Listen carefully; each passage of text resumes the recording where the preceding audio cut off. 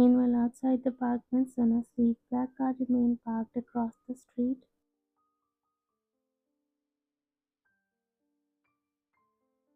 Behind the tinted windows, Jungkook sat silently, his fingers drumming against the steering wheel, his bloodshot eyes fixated on the mansion gate.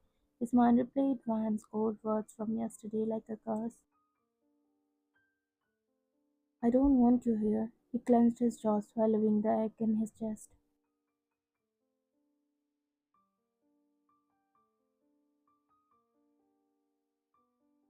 If she wanted to push him away, fine, but he wasn't going to let her suffer alone. With a sharp exhale, Jungkook grabbed his phone, his voice dangerously low as he called Taehyung. Any updates on Dr. Kim Namjoon? Taehyung's voice crackled through the speaker. I dug into his records. Top spinal surgeon, clear reputation, no scandals. But there is something odd. Jungkook's eyes narrowed. What? Taehyung paused before speaking carefully. His past. He disappeared for almost 2 years, no records, no hospital affiliations, then suddenly appeared right when Ryan's accident happened. Jungkook's grip on the steering wheel tightened. His mind spun. Namjoon was hiding something, and if there was one thing Jungkook hated, it was people keeping secret from him.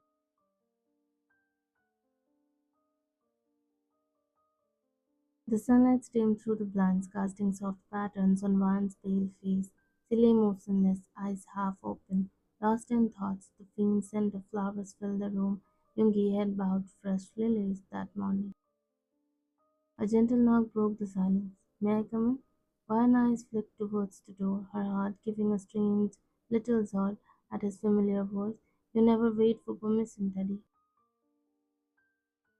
Namjoon chuckled softly, stepping inside with his hands tucked in his wide pockets. Old habits die hard. He walked to her bedside, glancing at the untouched breakfast tray. Not hungry?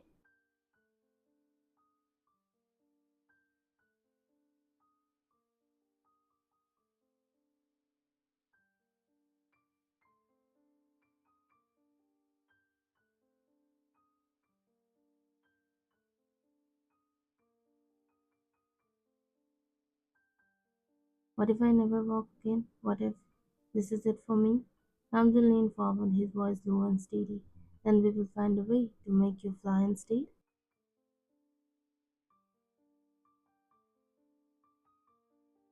Ryan's throat tightened, her eyes threatening to well up.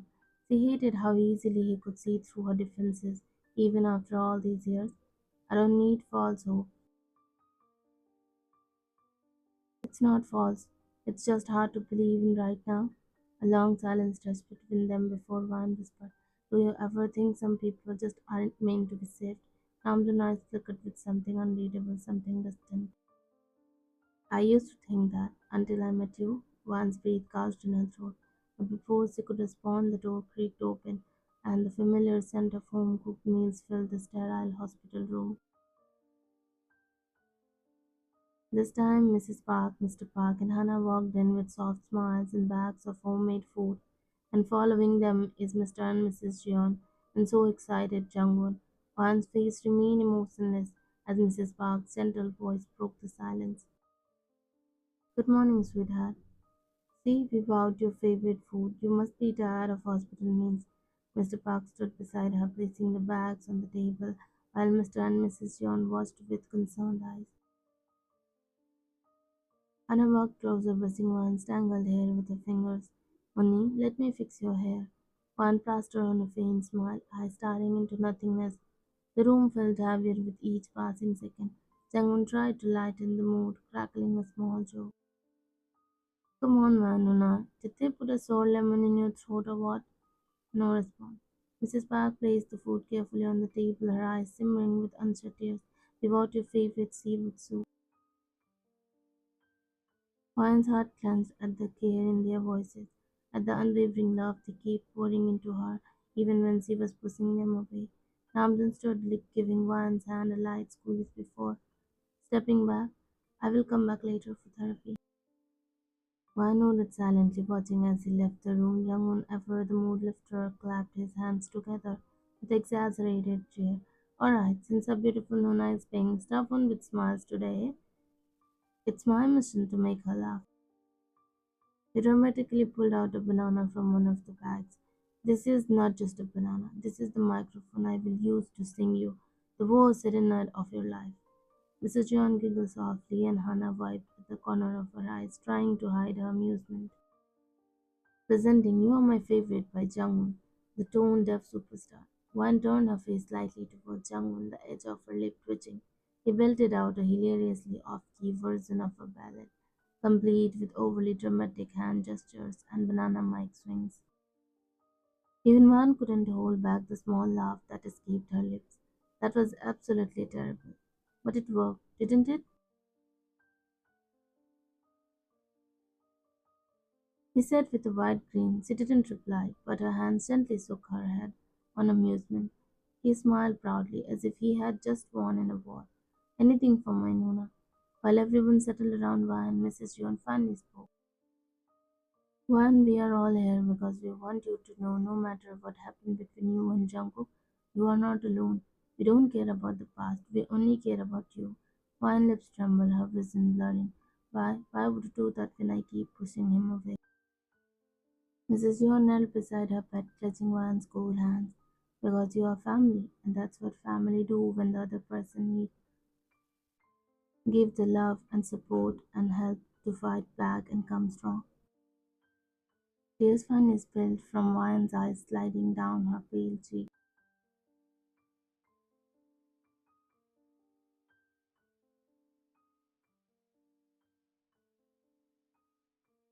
Across the hospital, Jungkook sat alone in the darkened parking lot. The young voice echoed through the phone speaker.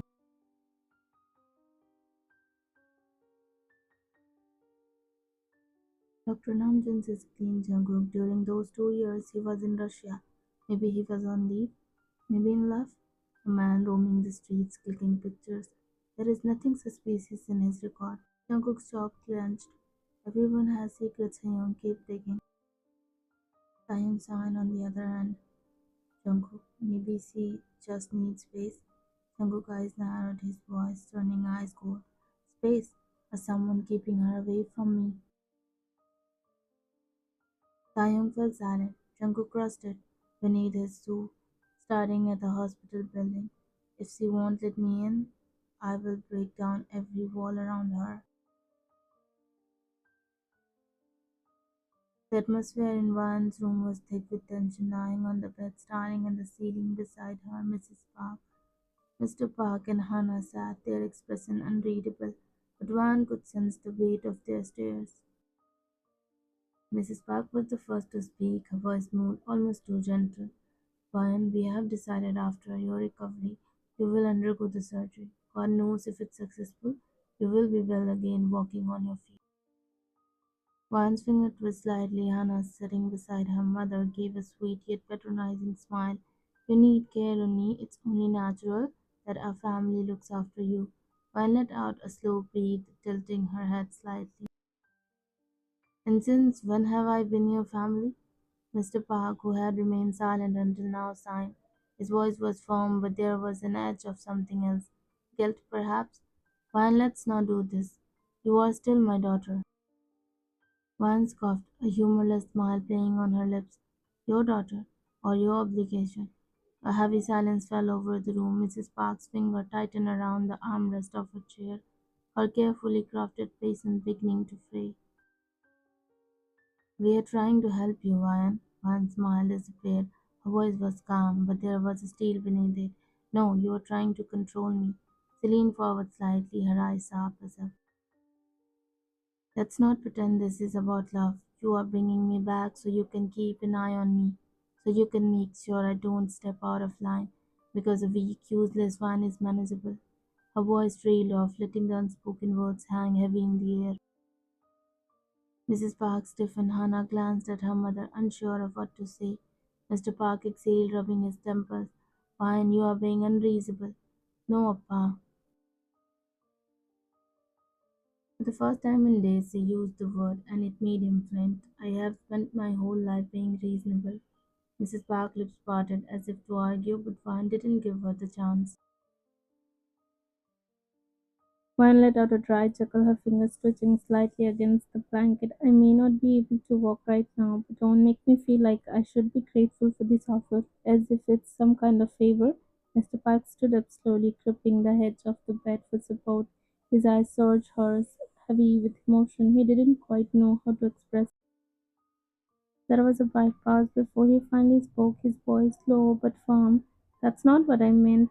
No one's doing you a favor, Ryan. We just want to see you live again, not just survive.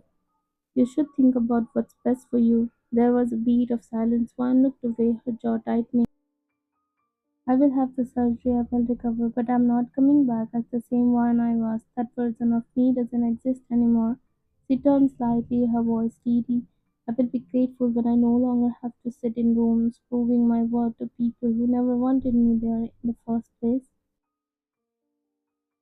Days blurred into weeks, weeks into months. It had been 2 full months since the accident, 2 long, grueling months of slow healing under the relentless eyes of Dr. Kim Namjoon and the quite watchful care of Yoongi.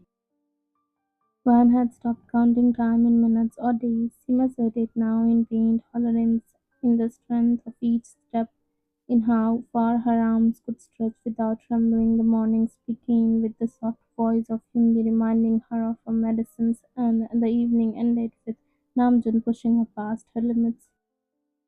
She was on a strict medicinal plan to repair nerve damage and strengthen her body for the surgery they were planning once her condition had stabilized. Until then, it was rehabilitation, training, and learning to live in the dark, and it was excruciating. Namjoon, though calm and composed, never showed leniency. He made her walk even when her knees gave in, made her stretch until her muscles screamed. He never once pitied her, and she hated and respected him for that.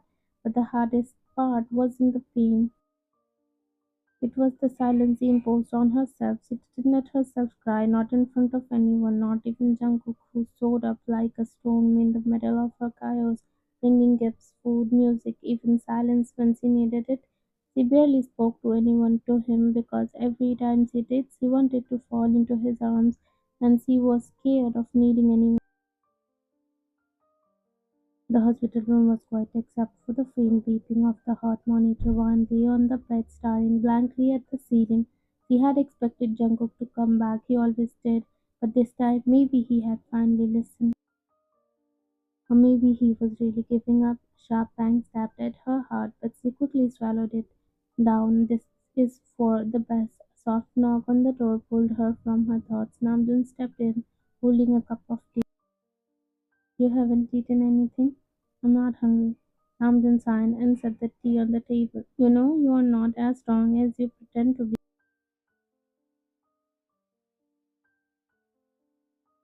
Vine let out a bitter chuckle. And you are not as stubborn as you think you are. Ramjan shook his head with a small smile. I just don't want to see you suffer alone, Vine.